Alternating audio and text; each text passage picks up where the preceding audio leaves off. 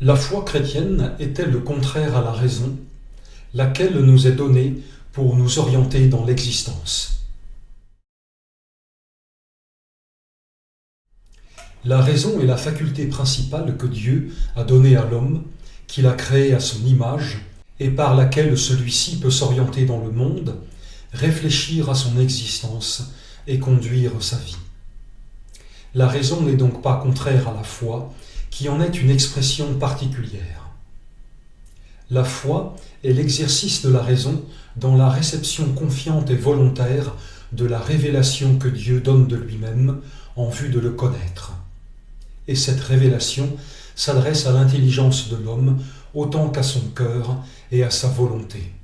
C'est ainsi par sa raison que l'homme peut entendre, comprendre et examiner ce que Dieu lui révèle, même si la révélation lui fait connaître des réalités qu'il n'aurait pu découvrir par ses seules facultés naturelles. Par la raison, l'homme met en ordre ce qui lui est donné dans l'expérience, dans l'intuition et dans la révélation, afin de l'élaborer en une pensée cohérente qui donne un sens à son existence, à son expérience et à son action. La raison travaille ainsi à partir de ce que l'homme perçoit dans l'expérience, des concepts qu'il forme par son entendement et des croyances qu'il tient pour vraies concernant ce qu'il ne peut directement percevoir ou démontrer. Le jugement, par lequel nous reconnaissons certaines propositions comme vraies, la pensée, par laquelle nous élaborons nos conceptions, et la logique, par laquelle nous ordonnons nos raisonnements, concourent ainsi à l'exercice de la foi. Celle-ci s'inscrit pleinement dans la rationalité humaine, sans pour autant se réduire à ce que la raison peut démontrer par elle-même.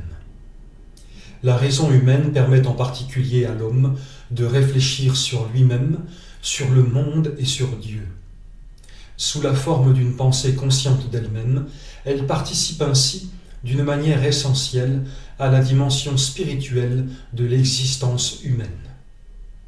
L'Écriture sainte, rédigée pour l'édification des hommes, fait elle-même constamment appel à leur intelligence.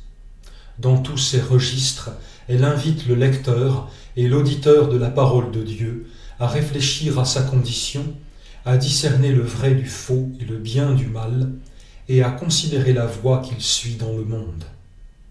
Dans la théologie, enfin, l'homme met en œuvre ses facultés rationnelles pour comprendre, ordonner et approfondir le contenu de la foi chrétienne.